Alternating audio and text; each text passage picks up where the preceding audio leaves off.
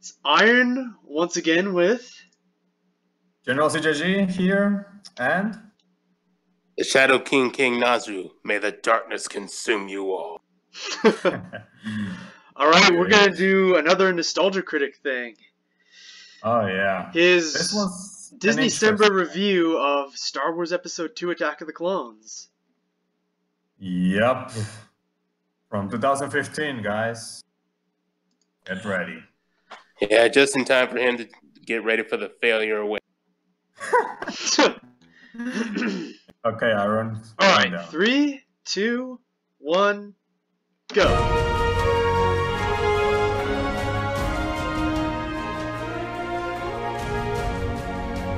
Disneycember. Let's go.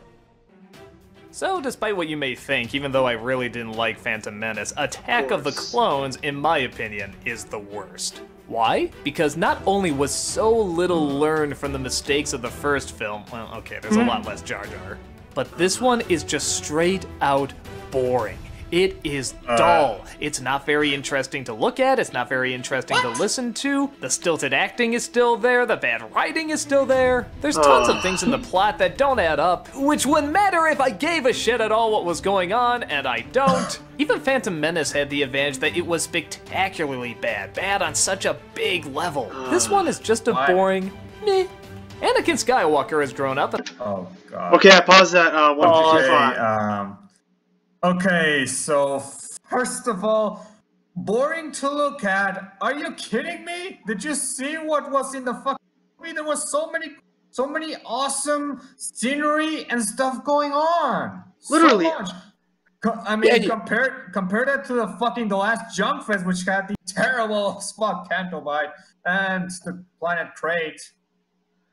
And most people complain about, like, ooh, mindless action. What? Didn't these people ask for mindless action? What's up, King? Didn't these people, weren't these the same people that asked for more action after the Phantom Menace? That it had too much talking and power? Yeah, I think so. Yeah, but they claim Attack of the Clones has a lots more talking, politics, lots more explaining, lots more talking, less action. Didn't Empire Strikes Back have a lot of talking? Yep. And I saw the movie a few days ago, and let's just say it has less action than A New Hope. So there's that. Yeah, but back to the visuals, there are beautiful stuff like Camino, the Geonosis Factory, Naboo. Well, all that stuff is CGI, and Nostalgia Critic hates the CGI, so considers it boring. Even though Naboo was actually filmed in a legitimate place. Yes, they had actual sets for that.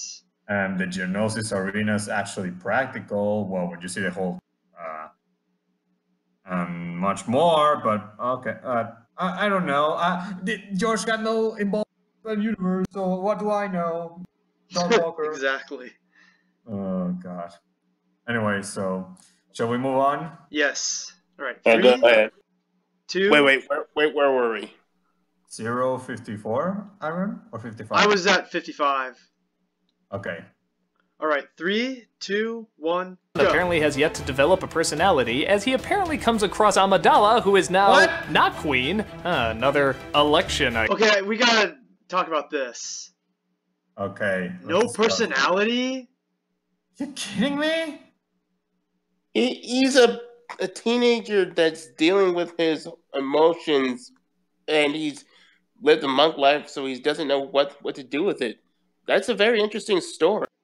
Yes, and he's dealing with the loss of his mother. Exactly, I was just about to bring that up.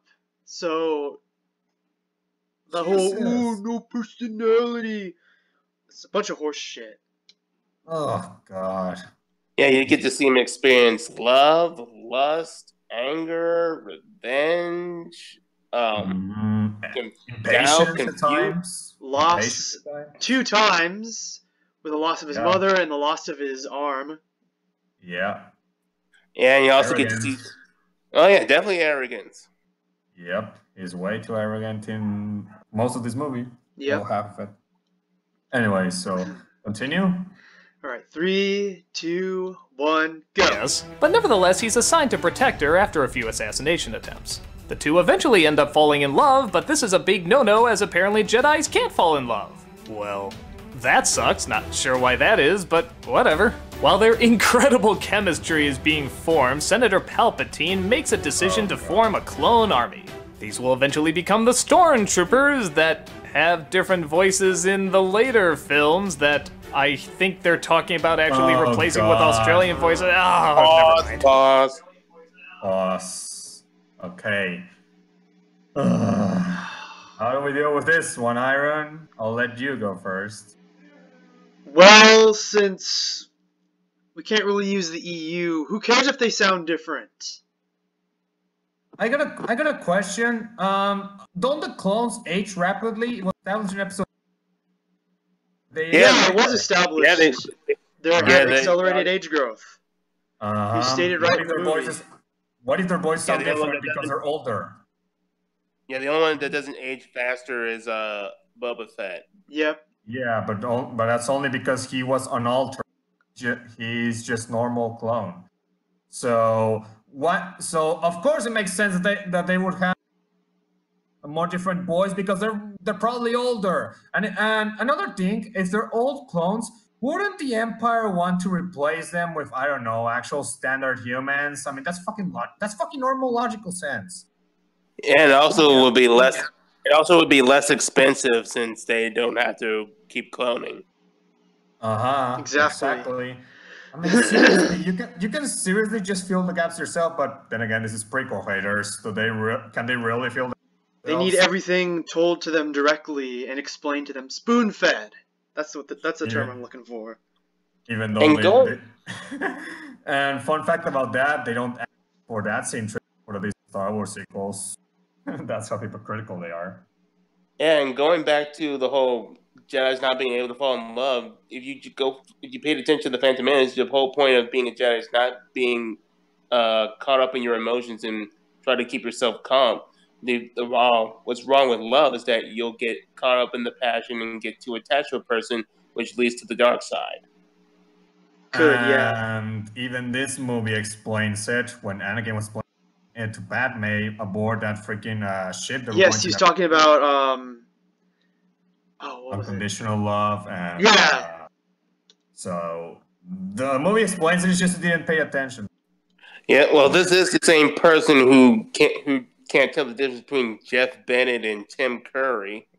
Well, that's something. Anyway, so ready, guys? All right, 3, 2, 1, go. And they're gonna take out more of that political nonsense you couldn't follow in the first movie, except this time Christopher Lee is in it. Oh my god. That's cool, I like Christopher Lee, but what's he doing there? What's his evil plan? More political talk that you can't follow. And honestly, that's about it. They try to fill up all these other things going on, but it's not interesting. And since you can't really follow the political talks or the war talks or anything like that, I don't really know what it ties into what's supposed to be important. We get a little bit of Anakin being separated from his mother, but he just kind of says he's upset and angry and...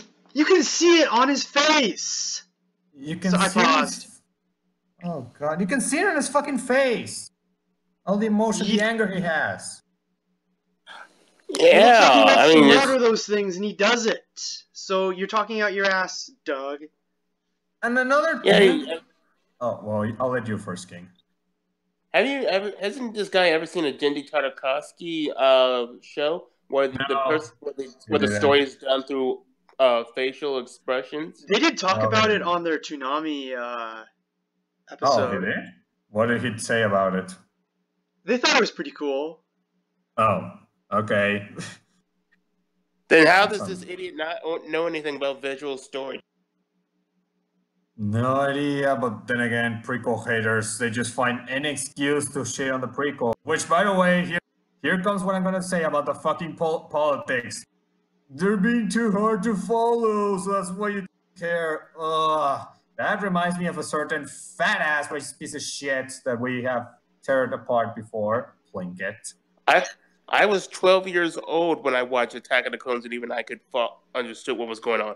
The whole point is that Palpatine wants to start this war so he can gain supreme power and bring himself one step closer to turning the Republic into an empire. That's what's the point. Yeah, create this crisis where there's people separating, and oh, the Republic is scared. What do we do? Oh, give me emergency powers so I can basically, you know. And in order to do it, he had to have somebody he had to have some sort of second-hand man that would create his own army to oppose the Republic. That's Count Dooku in a nutshell, which apparently Doug didn't understand, but oh well. And also, Count Dooku wanted Obi-Wan to join him so he could potentially help overthrow Palpatine. But didn't happen. Well, that's Doug in a nutshell. So we continue. All right, I'm at 210. Okay. Me too. All right. 3, 2, 1, go. That's about it. There's not any more diving into it. The romance is kind of similar too. They just kind of say they're in love over and over and find really corny ways of saying it, and that's it. You never feel any chemistry out of them because the acting is so stilted. At this point, I was starting to realize it wasn't the actors being chosen that was the problem. Now, don't get me wrong, some of them can actually do okay. Ewan McGregor is actually a pretty good replacement for Obi-Wan. Christopher Lee is always a lot of fun, and of course, Palpatine is always great. Actually, I'm just realizing, it's all the Brits. The British people are the only ones that give great performances in these movies. Even in the first Star Wars films, Ford and Hamill are a little whiny, but with the exception of James Earl Jones, it's all the British people that add the credibility to the movie. Maybe that's why Carrie Fisher tried to do the British accent. But regardless, what I'm getting to is that unless you have a really good actor, it's hard to make this dialogue sound natural. And you have to put a lot of trust in your director that what you're doing sounds and looks good.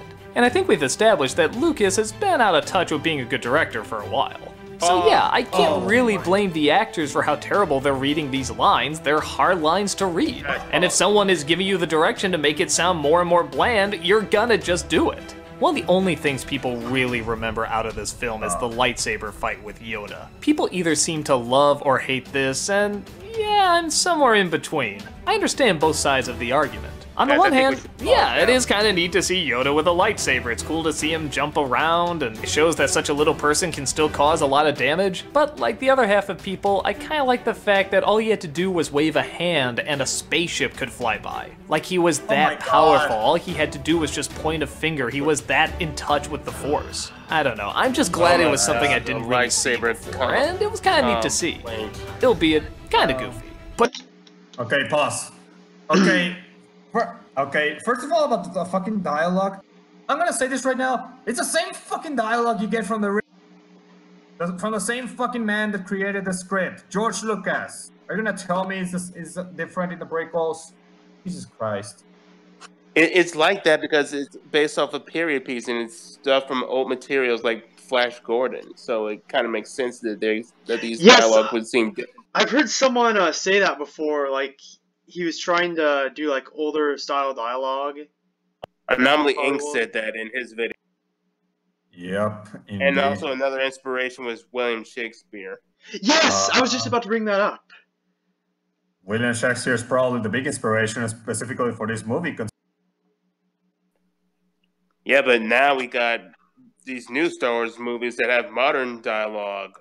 Oh like God! Please. Let's go, Rondo. Or get your fat ass out of my seat in Solo.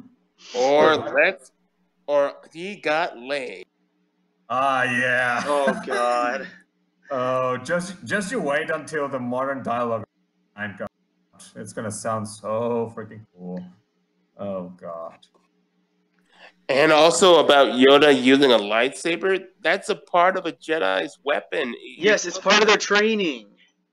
It's part of a Jedi's weapon, but we'll give Doc credit here. At least he doesn't totally shit on it compared to other people. Like that frickin' dumbass Plinkett did. And Chris Stockman and Johns and others. Not to mention, there are some creatures in the Star Wars universe that have a resistance or immunity to the Force, so you will want to keep a lightsaber handy just in case. Well, we're going by the movies. Yes, but actually. Oh yes, Jabba the Hutt, he was immune to mind tricks.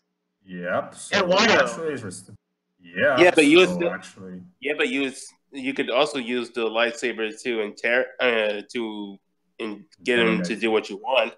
Yep. Indeed. And another thing, I don't think pure force, you using only the force against another force user is going. What if both are equally powerful? Yes, it's basically they're just gonna deflect both their attacks away.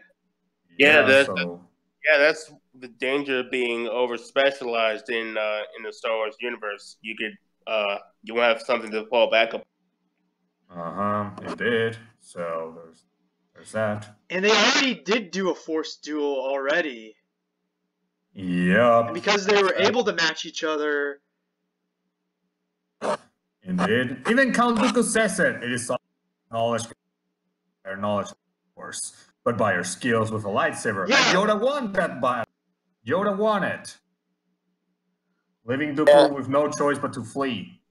So I find it funny how they ignore that Yoda's first response was to use the Force in a fight. Well, Nostalgia Critic Nostalgia Critic has been known to admit things out of his videos just to prove his point. Like, if you saw his It video, he said that when It first met Ben, all that It did was just turn into his dad and then turn back into his clown Pennywise form and just pointed and laughed at him. That's what Nostalgia Critic said. But if you actually watch the full clip, he also turned into a mummy or some kind of skeleton thing and tried to grab him underwater. Okay. All right, let's continue on. Let's finish this. All right, 3, 2, 1. Trust me, that's nothing compared to the other goofy scenes in this. Like a 50s diner in a galaxy far, far away. Yeah, this isn't like the cantina on Mos Eisley where it's like, oh, it kinda looks like a bar, but it's still kind of its own thing. No, this is just a diner designed a little differently. Did Star Wars have the 50s? Come on, there still has to be something otherworldly about it. Not just, oh, take a diner waitress and make her a robot. Boom. And in the grand scheme of things, my brother brought up a really good point. He said, what is the point of this film and the last one?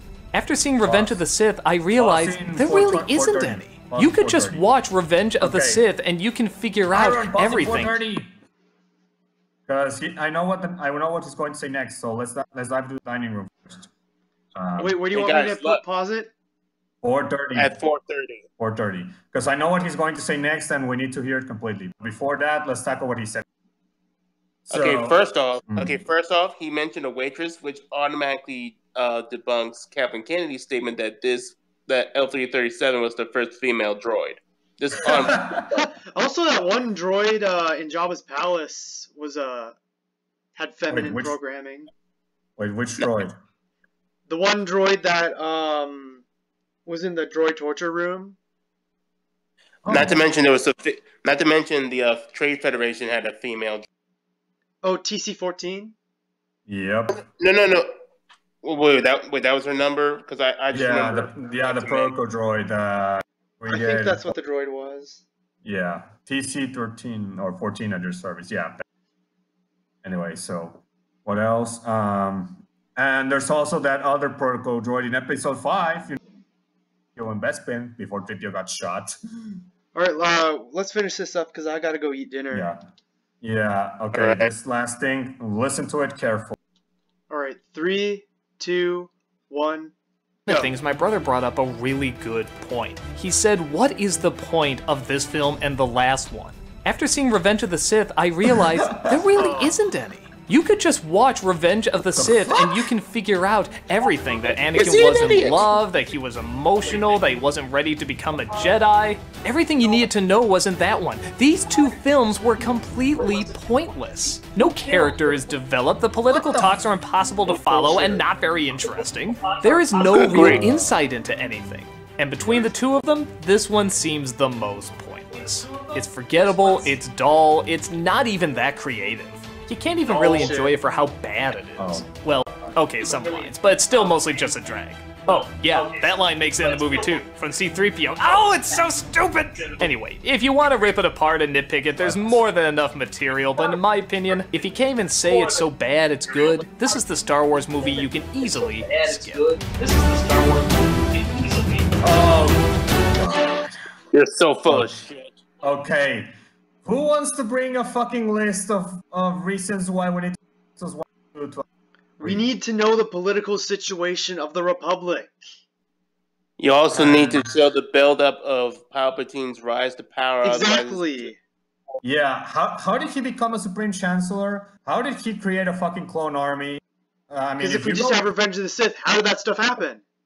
Yeah, why did the Clone Wars happen again? We need to see that. Yeah, it's called world building. See, the lack of it is probably the reason why he likes movies like Barry White and Last. Oh, and he claims there's no creativity. Oh, and another thing, if we don't see episodes 1 and 2, we wouldn't know how he struggled emotionally in episode 3. We also wouldn't know what happened to his mother. Like, why is Anakin saying in episode 3, I won't lose you the way I lost my mother? How did he lose his mother? How did he lose his mother? And also, why did he leave his mother on Tatooine? We wouldn't know if we wouldn't see episode 1. And how did he meet Obi-Wan? How did he... You need to see those first 2 movies. And there's probably so much other stuff we forgot to bring up. And we would be able to see how they fell in love. It would be just so contrived. Oh, they're married. Okay, how they meet? Oh, and how do Anakin and Pop? And also, why is it such a big deal that Anakin got married? I mean, if it just happened, you never explained that they couldn't get married. In episode 3, they never married. It was explained in episode 2 and 1 to some extent. So, what do you guys think about his bullshit about, ooh, it's not creative, there's no creativity? That's Disney's Star Wars sequel trilogy in a nutshell. Which is the one that he says that it's all right, that it's good for what it is. Camino and Geonosis pretty much debunked that claim. Yeah, that stuff looks so cool. Yep. The Geonosian factory especially. Indeed. Oh, and also the clone army and the freaking ships. It looks freaking cool, and all the weapons and armor they have there. The Slave One, showing how badass it is compared to what few things we saw in episode 5. Yeah, we only saw it take off and fly. Yeah, and the Jedi Starfighter. There's so many things in episode 2. Doug Walker, just cut the crap with the no creativity. Oh, wait until we get to episode 3, because that's where the bullshit levels rise with it. You do not deserve 1,000 subscribers, let alone 1.1 million subscribers, Doug. He used to do it more. He used to do more legitimate. No, not so much. Yeah, his older reviews, they were pretty good. Yep. So, anything else to say? I think at a later date we should December. That's gonna be neat. We should do what? The episode 3 Disneycember. That's gonna be interesting. Oh yes. Yeah, I'm gonna get real pissed off since Revenge of the Sith is my favorite Star Wars movie. That is indeed. All right. Same. So that was our reaction to Nostalgia Critic's Disneycember review for Star Wars Episode 2, Attack of the Clones. Mm-hmm. So, we will see you guys around. Bye-bye. Oh, later.